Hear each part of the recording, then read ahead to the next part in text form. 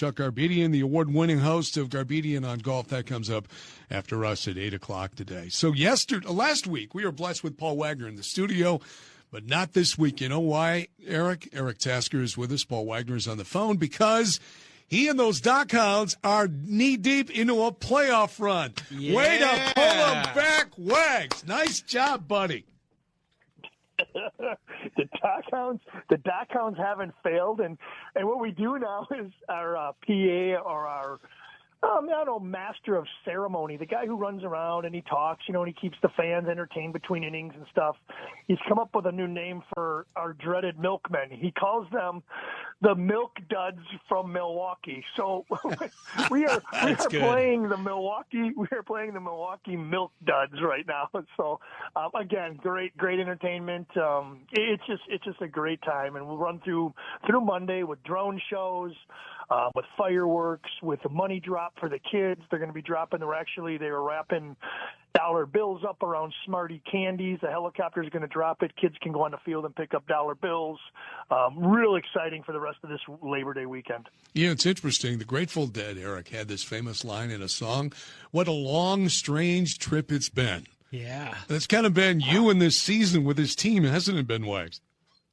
It really has. If you look at it, how bad we were in the beginning, and you filter out, and it just comes down to the guys. The guys are playing, and by no means do I have a magic wand to make them be great pitchers. But when you simplify things and you have a plan, and you actually have people that listen and execute it, it's pretty much good work.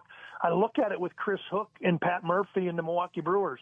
The plan is in line. As long as you buy into it and you follow and execute the plan, results that are positive will come from it. And that's what we're seeing with our Milwaukee Brewer team. You look at it and you're thinking, where are they going to be? What can they do? But if you have good people leading up on top and they have an idea and you follow it, man, some good things can happen, because this Milwaukee Brewer team will be very, very, very exciting come that first week of November when I'm sitting in the stand for Rut and maybe Game 7 of the World Series. Game 7 of the World Series. Okay, so if we get if you go 7 games, the last game is November 7th. Oh, wow. I can't wait for that. Here's the thing I hope, Wags, and you and I were in our prime, so to speak, back in the day in '82. If that dream becomes a reality, we need to not have history repeat itself, meaning that we need to have a healthy Devin Williams in the bullpen, unlike '82 when Raleigh Fingers was done for the year. I still say to this day, if Raleigh is healthy, we win the World Series. Many people do. Hey, Wags, I got a question for you. That cash drop, we're coming into hunting season here. It's only for kids, right? I go, hey, you going to wrap any $50 bills in those Smarties? Listen, he's got a new truck. He's got a new deck. He's got a new – the brother needs a loan. And that's what he needs. And, Tim, I don't know if you saw this, but I also have a new puppy, which was a surprise. It was a surprise. It was a surprise. Oh, so it's hey, guess what we got? So I went up north to put out the trail cameras this past I was going to ask you about that, how the run went. Everything was great. I think one of the cell cams is not operating correctly. I think I probably have to have my dad run out there when he goes up there and does some maintenance on the cabin here in the next 2 weeks. So I go up north and I see this then. So we have cameras on the front and back of our house. Right. And my wife, God bless her, forgot that we have a camera on the back of the house. And she carries this puppy out to the backyard on Saturday when she got it. And I see her turn around and mouth, "OF," because she realized that the camera was on. And that Eric probably got the notification that somebody was out back there, and he might just happen to look at it. Well, at least she was sneaking in a puppy. It wasn't something else, if you know what I mean. Well, it's funny because she had next on Dateline. Yeah. So she has this puppy then that she's taking in and out. She's sitting out back with it, and after she realized that the camera was out there, she tries disconnecting it. Well, it's still on because it has an internal battery in it. And then she covers it up. So I'm joking around all weekend with my dad and my uncle up north. I said, boy, I'm sure glad that I know that there's a puppy there and it's not something else, because I think the text messages that I'd be sending my wife or the calls that I'd be making would sound a little different. I could say, Wags, could you imagine if he could not see it was a puppy? All he sees is his wife messing with the camera, trying to unplug the camera, and then covering it up. Mm-hmm. Little suspect. Little suspect. So, Yep. yeah, so it was so I kind of had an inkling, but little did I know that my dad, my mom, my whole family was in on the whole thing, and they've known for a couple weeks now. And I thought it was too we've been talking about this, and that, you know, we feel like our other dog has been sad. I really wanted a lab because I've always wanted a lab, and Sherry is allergic to dogs, so she needs like a longer, soft coat kind of a dog. So like our Shiba that we have is okay with that. It's hypoallergenic. And so she's been looking at different retrievers. So because I would like to have a dog that I can take out hunting, or that I can go shed hunting with, or, you know, a variety of things in the woods with her. And so this is what she ended up settling on. And we, so before that, I had even said, yeah, you know, with us just losing our dog, my dog that I had before we started dating, in June, I thought, okay, maybe springtime would be a good time. Like, it's enough, like, grieving time. We can kind of get over it. And then all of a sudden we, are like joking about dogs. And then she's like, yeah, I figured now's the time. And I'm like, okay, I'm glad you went out and did all of this and that you surprised me with it. But now we have a puppy. We have a baby in the house that we have to deal with. So if I am a little groggy this morning, it's because she was up at 3:30 yelping behind the baby gate that she wanted attention. I was just going to say that. Now, Wags, do you have dogs? Yes. Okay. So my wife and I early on had dog. Didn't got, you know, we went a different route. And so when we bought the new home and we're empty nesters, I thought, okay, let's go get a dog again. Yeah. Right. And we sat down and started thinking about, it's like having another child, the maintenance that goes with it. And I think sometimes people don't think about that when it comes to a dog. Right. You know, I mean, we still have a cat, but we don't have a dog. I personally would love to have a dog. Yeah. But my wife is dead set against it now. Yeah. Because she said it's the maintenance thing. Right. You know, and it's one of those things where if you're going to get a dog, there's a commitment to it, isn't there, guys? Yeah, absolutely. And that's a big part of it. You know what I mean? And I think anybody that knows me knows that I absolutely love dogs. So I don't have a problem with it. Right. But you relate that to having a baby, because that's really what it is, especially as a 7-week-old puppy, is it's one thing to talk about having a baby, and then to have a baby and to go through all of that. And there's a lot of planning involved, and you get the nursery set up and you do all of those things. As the dad, when you come home and there's suddenly a new baby in the house, it's a little startling at first. And there's a lot of things that kind of change in your life then, you know. I mean, it's, you know, we were going to the gym every day after work, and now we have to get home to make sure that the puppy's going to be okay and that she's all right after 6 hours or 7 hours of being away from home. And it's super exciting, without a doubt. It's going to be great, but we just got to get through the housebreaking first. You know what's interesting, Wags, is growing up rural as I did on a farm, and, you know, in your personal situation, there's advantages to that because we just let the dogs go. Yeah. You know what I mean? They just roamed the farm. We fed them outside a couple of times, made sure the water dish was full, and they went. Yeah. You know, and once in a while, Wags, a neighbor would call you and say, hey, you need to come get your dog. It's here where it's not supposed to be. But other than that, nowadays, having a pet like that, as you do, in the city and home confinement and that kind of stuff, sometimes I wonder if it's even good for the animals. Yeah. Yeah, and we've only had her on leash one time. So we're going to do everything that we can to try and train her to be off leash. Right. Because that was one of my requirements, was that I don't want to have a dog that we're going to have to worry about running away all the time and doing all those things.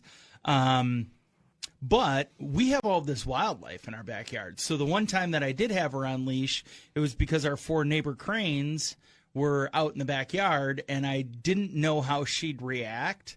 So I did put her on the leash, and she hates it. So that's going to be the next challenge.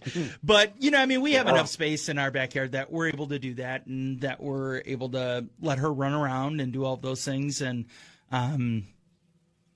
it's I don't know. Well, are you going to put are you thinking about an electric fence underground?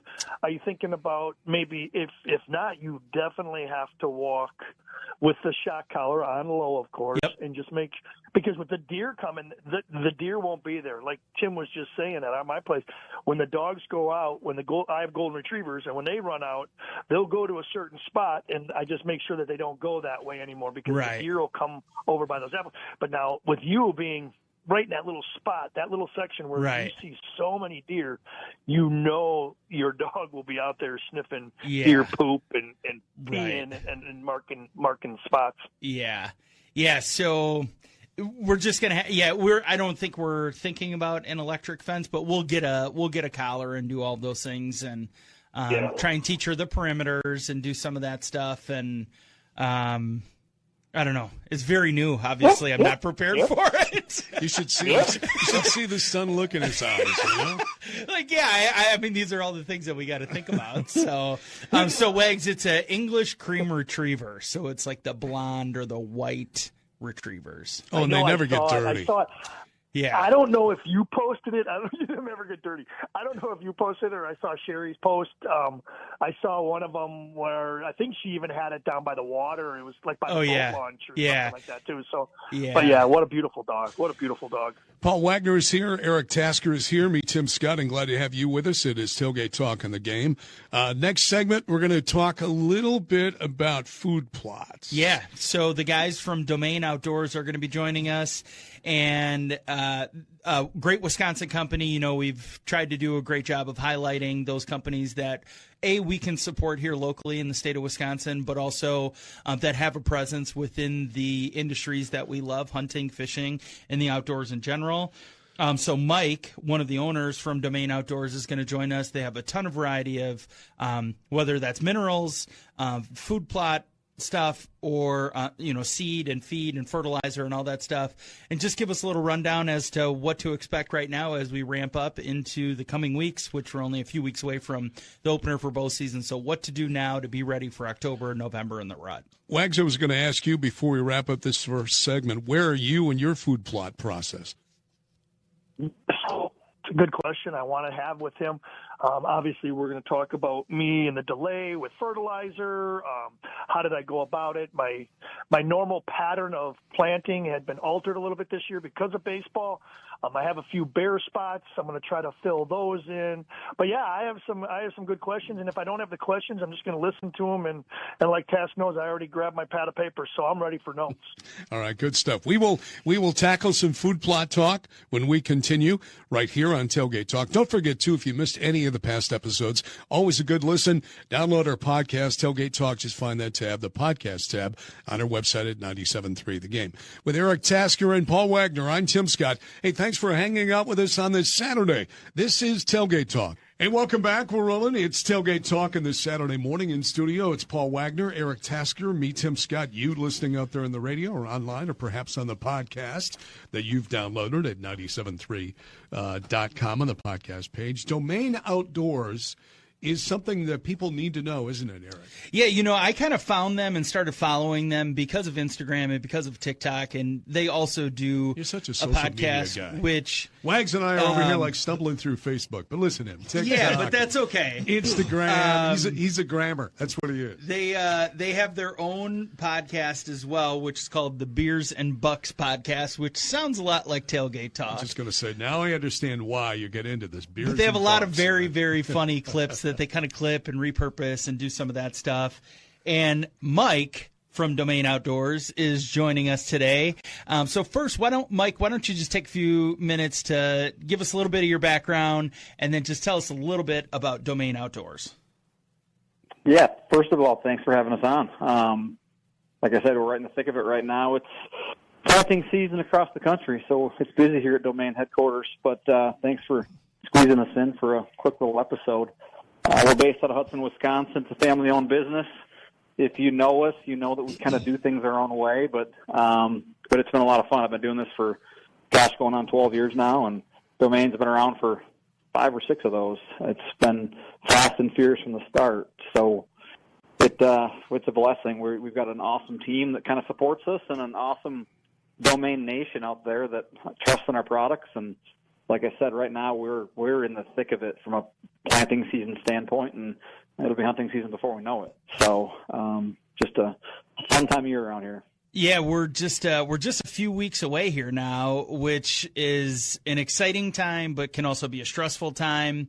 And it just makes me think back to, it feels like just yesterday, but at the Wisconsin Dells show, which is now 2 guests in a row that we've had that I've had on with us, that I walked by your booth, I saw the familiar faces, and then I saw probably 30 people waiting to talk to you guys and figured, I guess I'll just come back. So I don't know if it was the intriguing design or names of all of the different things that you guys have, but it seems like things are going really well for you guys. And, we wanted to have you on because we love having Wisconsin brands, us being based out of the Milwaukee metro area.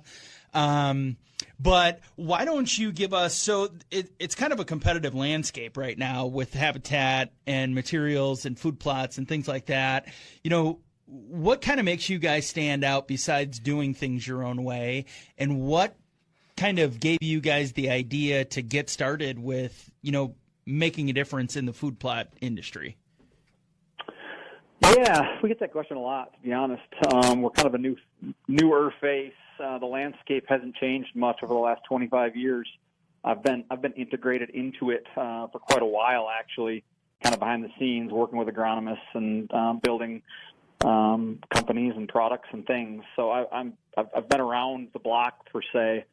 And with Domain, the beautiful thing about it is we did it our own way, and I mean that truly. If I was going to give an entrepreneur any advice, I would say don't copy, don't paste.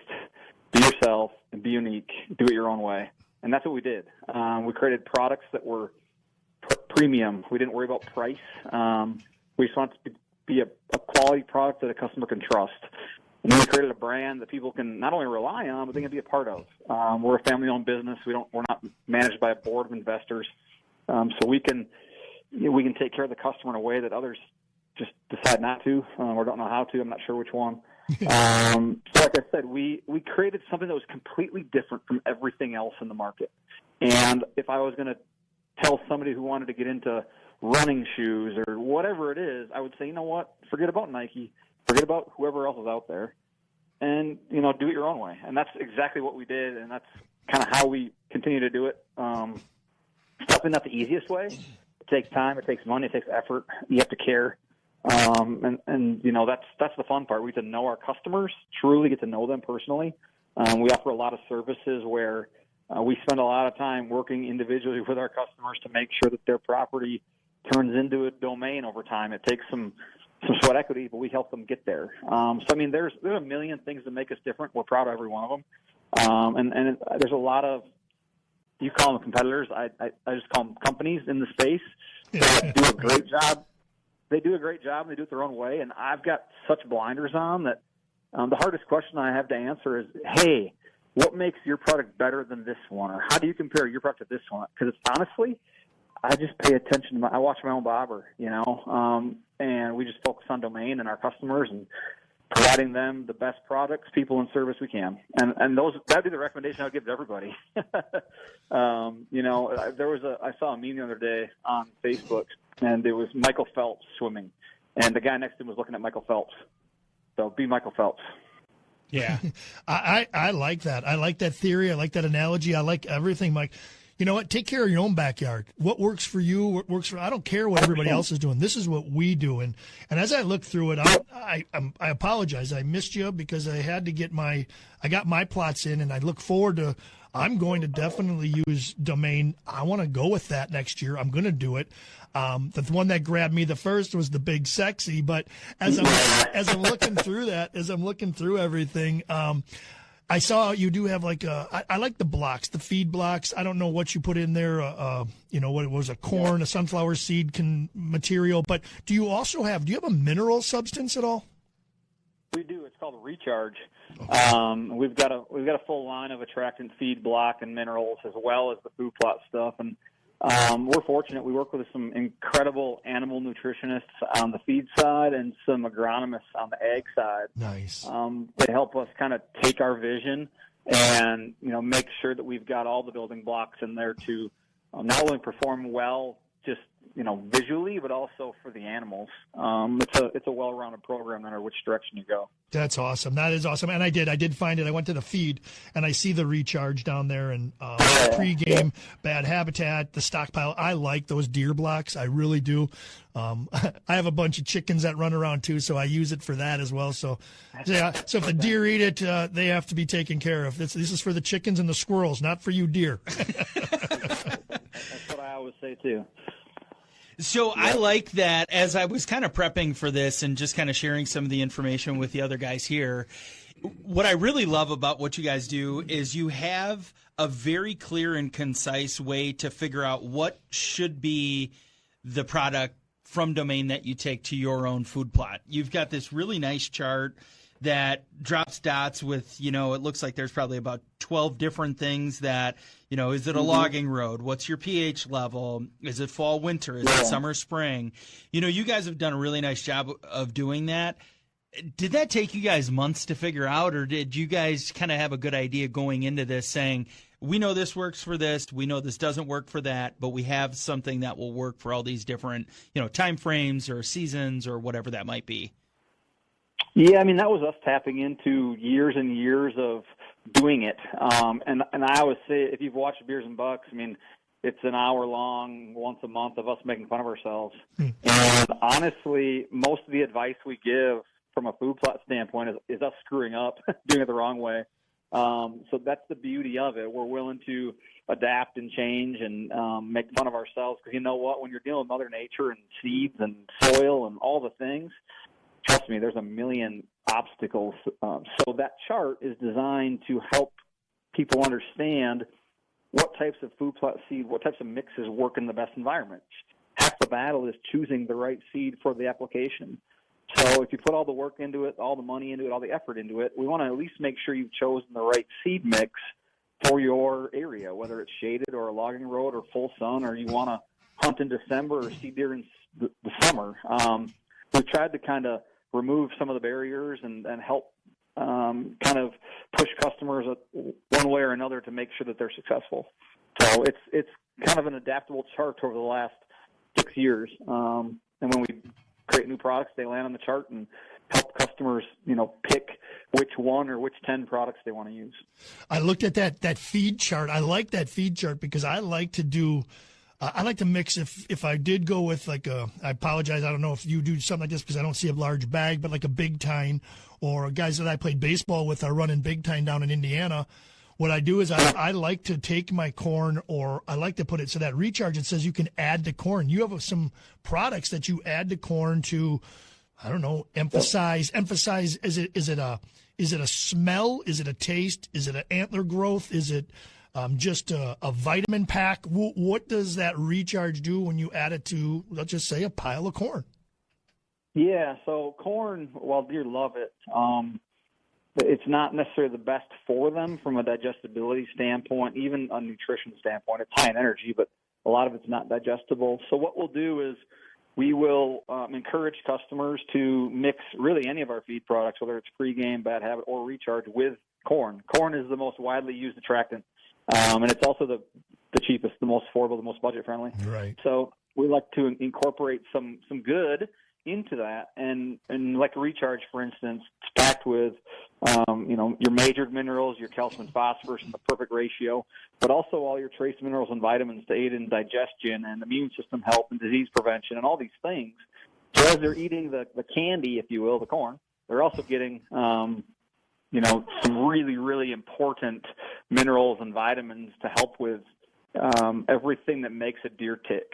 And all of our attractants and all of our products on that side, Stockpile, Bad Habit, Recharge, Pregame, are infused with all the right stuff, whether it's protein and energy or whether it's vitamins and minerals. The deer have a whole bunch of things that they need in order to perform at an optimal level, and those 4 items have that. So whether somebody's feeding Pregame on its own or mixing with corn, that kind of gives the customer the option to choose how they want to use it. It is. It's good because you kind of have to look at your properties. Obviously, as you move north, you get larger parcels. Down here, mine's about 68 acres. I've got neighbors. I got egg fields. Don't get me wrong. I don't take this the wrong way, and we've never talked about this. I love nutrient. I love the growth. I want these animals to succeed. But when it comes down to push come to shove, you want that. I want to attract that animal on my property because it is a smaller parcel. And that's what I think that's what 99% of the people use everything for. They want to get that animal there, and that's what they do. So I didn't know if it was a smell, a taste, or if it's something that the deer will just love and come back to it, and something almost like an addictive drug is what I want it to be.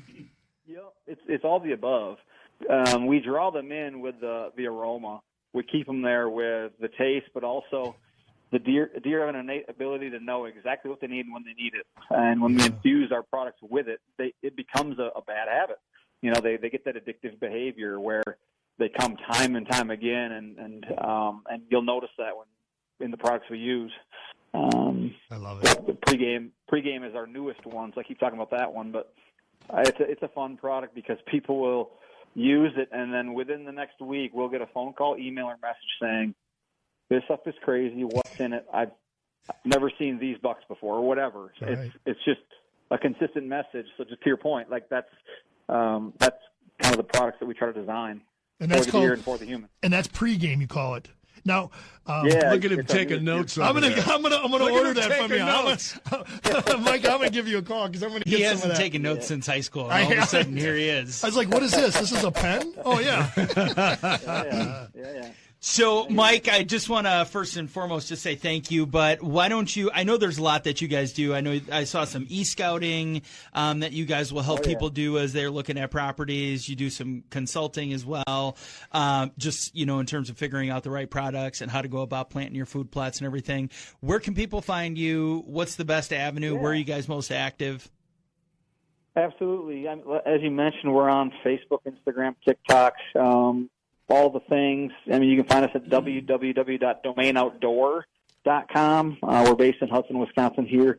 You can find us at your nearest dealer or retailer. If you go on our website, we've got a dealer locator. We've got 4,000 amazing dealers and retailers across the country. You can call us directly. We've got a line here that people help with. We've got e-consults online where we will walk you through your property and design an Onyx map for you and everything. We're full service operations, and more than happy to help anybody that needs it. What I love about, you guys are a Wisconsin company, but you make it so easy to be able to find you. Like you said, there's the store locator, and I mean, we're right down the street from a Fleet Farm, Tractor Paul Supplies. Wagner, a lot of those different places. So not only are you accessible, but you guys have a hotline to be able to help. And Mike, what I'll do too is I will send you once we push this out to a podcast, I will actually include all of your information in there, where people can find you, and we just really want to say thanks for giving us some of your time, and look forward to having you on again. Thanks, fellas. Truly appreciate it. Have a great one. All right. Thank you much, Mike. There you go.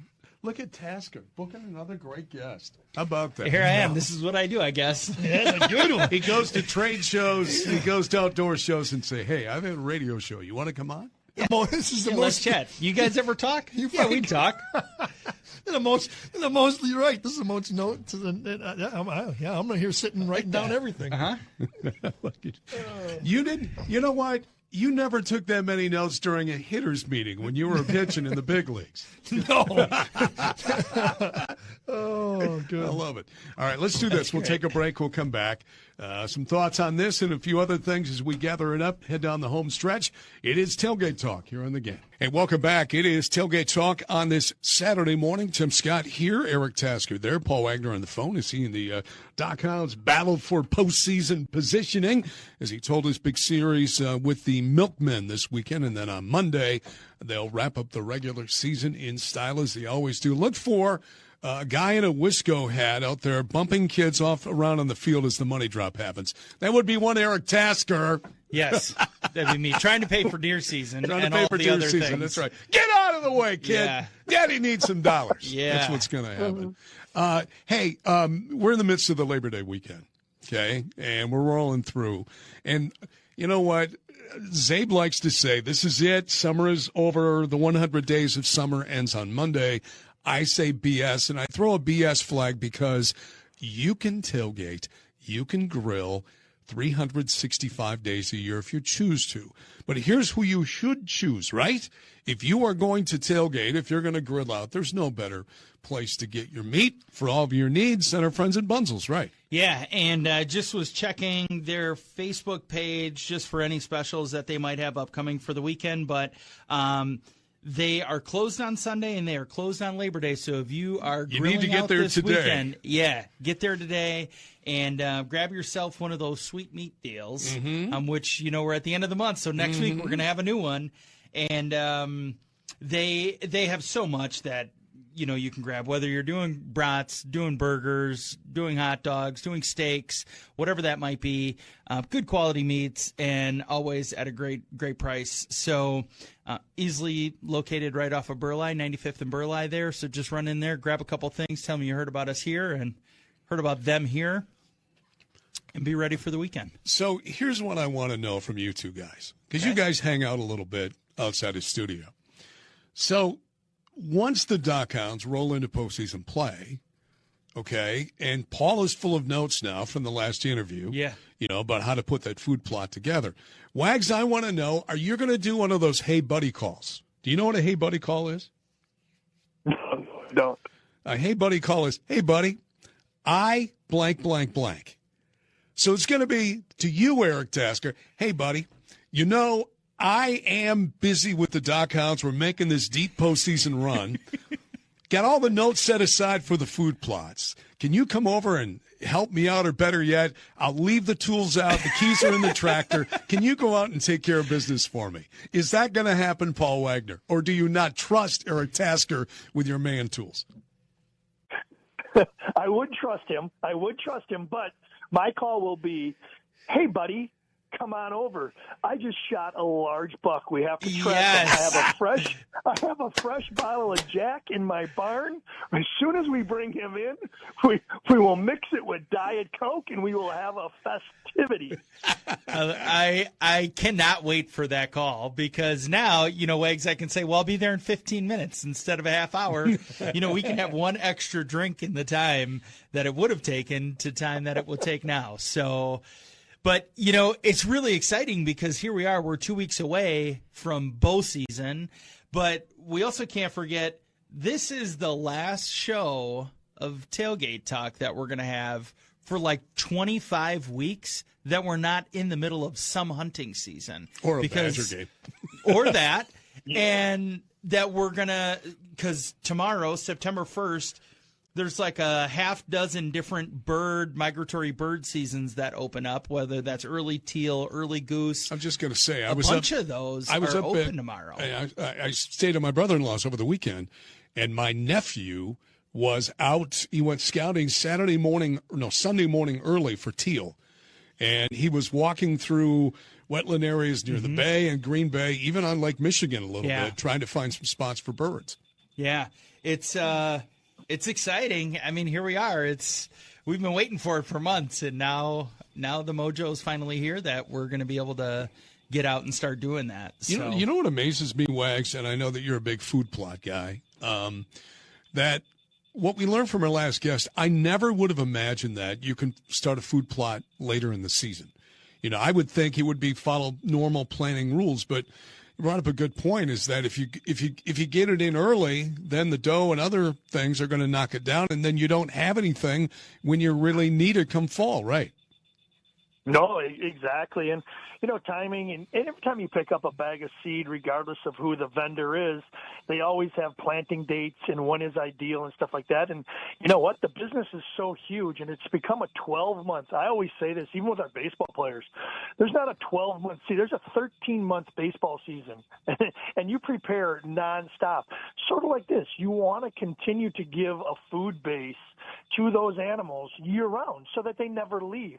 And now with the market being as it is, and after we get through COVID, and so many people have picked up hunting and fishing and sports that they could do by themselves, including hiking and just general things that you can do with you and your spouse or something during those times. Now it's rolled into here, and now they're just maximizing the market. You can plant this product for fall. You can plant this for late spring, early spring, summer. It's just a year-round thing, and it's just crazy. Yeah, it's interesting too, guys, is that when I had my property up north, it was kind of like yours, Wags, where I was surrounded by ag. And so your thought process was, well, I've got corn, I've got beans, I've got alfalfa right around my place. I'll be great. No, there's no reason for them to come into your place unless it was bedding.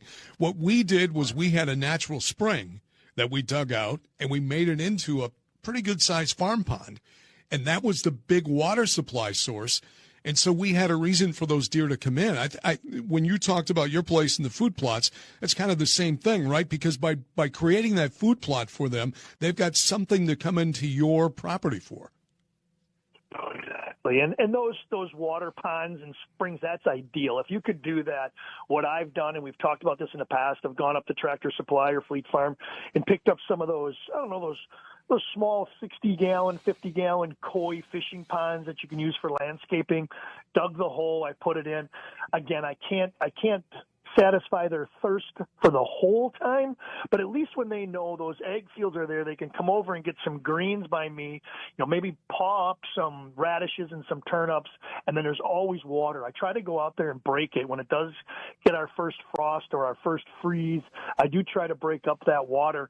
And again, going over this one thing, these two things, now that you bring up water, and we've touched on this before, but remember, don't clean the water. Remember, we had somebody speaking to us, and he said, don't always go out there. You look at that water, and it looks kind of maybe mungy, or maybe it's been there for a while. He goes, animals don't like it. Don't clean it out and put, 25 gallons of pure clean water in there again, because that's not how they do it. And he said, make sure, remember, you always got to put a stick in there. Make sure there's a way out, because when those rodents and those smaller animals get in there, you don't want them dying in your water. But again, water is so huge, especially around me with these ag fields, regardless if it's corn or bean. I need them to come in there and browse on the greens before they go there. And if there's water there, that's a double whammy. Yeah, and you bring that up about water, is that's such a critical part of early season, because as we've noticed this past week, we've had days approaching 100 degrees still, and we're only 2 weeks away from the season. So, we're not letting our dogs out and not letting them come in, running around, walking around, whatever outside, and then not letting them drink water. It's just a natural instinct for them to kind of, migrate towards whatever water sources there are in their area. So if they know that there's a 50-gallon, bucket that's out there, a kiddie swimming pool or whatever that is that people are putting out for that, they'll remember that. They'll make note of that, and they'll make their way back to it, especially on some of those warmer days. But hopefully we don't have too many more of those to go, and that, we do really start seeing some of that good action in that like 40-ish degree weather. I don't know about you, Wags, but for me, I'm not a fan really of opening day for bow season, because I think last year and the year before it was like 85 degrees, and it's like I don't want to be out there in a camouflage T-shirt and sweating my rear off walking out to the stand, and you just don't really see any action. So while people want to be a part of it, it's not ideal hunting weather, but there's strategies behind it, and those are just some of the things you have to think about as you plan your opening day or opening weekends, those first couple weekends in September when you can still get those 80-ish degree days. Be smart about where you're going and make that part of your strategy. It happens, right. The worst part about it is you want to hunt so bad. Don't worry, you got your target buck and you want to hurt. Could you imagine? I mean, I don't even like to think about this. I want the big buck on my wall, but I don't want to shoot him opening September. Then I have all of September. I have all of October. I've got all of November, and I can't shoot. I mean, you want to harvest that nice buck, but I like the hunt. I'd rather have a lot of hunting days rather than a lot of harvesting days because I don't want the season to be over. Like you just said, we've waited all summer for this, and you go out there that first day and you thump that guy and you're like, yeah. Well, now what do? Now all you do is you take pictures for your friends, you help them remove deer. It's no fun. It's no fun. Well, my wife would disagree with you. She'd rather me shoot a deer on opening day and not have to worry about it for the rest of the season.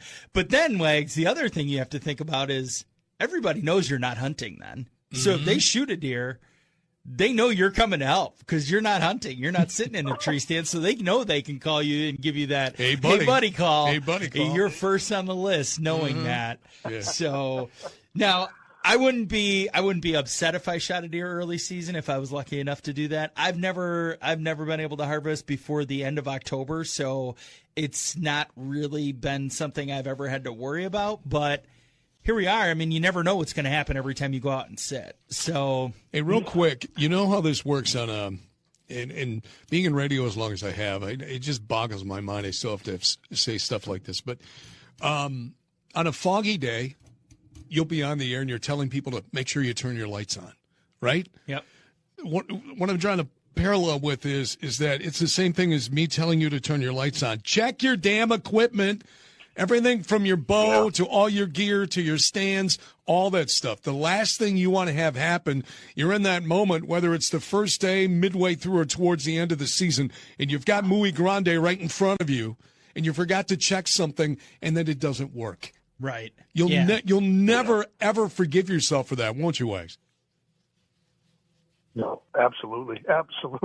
You know, we talked about that for sure. And, you know, that's just equipment-wise. What about when we've talked about that before, like he said, you got to check the straps on your, you know, I'm not a guy, and I've said this, I'm not a guy that takes down my stuff through the winter. I leave it up there because I usually hunt late season. I'll muzzle load. And then when it gets to that point, I just leave it out there and those straps and go and climb your stand. Find out where those squeaky spots are. I don't necessarily replace all my pins, but I take the old handy-dandy lubricant. I take the WD-40 out there and I spray it. It's funny how WD-40, with that oil penetration, it'll stay there for a while, but I'll find my squeaks and I'll spray them, and I just got to make sure my straps are, because if my fat ass falls out of a tree, it's going to be bad news. And that's just it. That's why you take those precautions before the season starts, so that when you are excited on opening day, you're not climbing up the tree and you hear going back and forth, or you've got a loose strap or something got chewed through by a squirrel or whatever that is. But checking your equipment, obviously, that's something you want to always make sure of. And if you haven't been shooting your bow, I just want to quickly mention that some of my friends, the Okayest Hunter guys, they have an actual outdoor shoot today. It's called Foam Fest. It's at the Horicon Marsh Archers, or at the Horicon Marsh Bowmen. You can still register in person. 2 rounds of shooting around their outdoor course, which is really, really cool there. It's $40. It includes breakfast, lunch, and a drink ticket. They've got some great raffles, some stuff from our friends at HHA. They've got a ton of different things. I mean, it's got to be like close to $10,000 in raffle prizes. But it's a great way to meet some people that also love doing what you're doing, but most importantly, to get out and actually shoot your bow and go through and have some of those real-life experiences of shooting through trees, shooting through small windows, and stretching it out and getting some longer shots in. All right, Wags, as we say goodbye, we wish you good luck this weekend, you and the Dock Hounds. You guys, kind of recap again, preview what you guys got going on. You're right in the thick of things, aren't you? Well, it looks like, again, I don't have the dates right in front of me, but we have a magnificent drone show. And they say magnificent. I've never seen it, but I've seen the video of it. Just go with it. This will be our first. Yeah, this will be Magnificent our drone show. sounds good. It's magnificent drone show. Again, then we have the money drop on Monday. We have a fireworks ceremony. Finishing up Labor Day weekend and our third year. This is the Lake Country Dockhounds' third year. We're very, very thankful that 97.3, iHeart, you, Tim, all the guys that have been great with bringing us on as a sponsor or a portion or a part of the 97.3 The Game team. Lake Country Dockhounds really, really appreciate it through Drew and KB, Johnny, Butchie, Zabin, you guys. Everything has been great. So we look forward to hopefully keeping a relationship going into next year, which will be year 4. And maybe we'll have a championship after year 3, and then we'll be trying to repeat next year. So definitely looking forward to the end of this weekend. Looking forward to the playoffs, and hopefully we can take it to the end. And again, a partnership with you. We thank you, Tim. I thank you again very, very much. I appreciate it, buddy. Yeah, I think we should just make a show out there. A yearly thing, a regular thing. Yeah. We just go out and do, a show from out at the park. In the thick of the season. I love that. Yeah. I love that concept. Bunzels, too, we want to thank them, don't we? Yep. Yeah. Yeah, it's a big grilling weekend. This is kind of our wrap up to summer.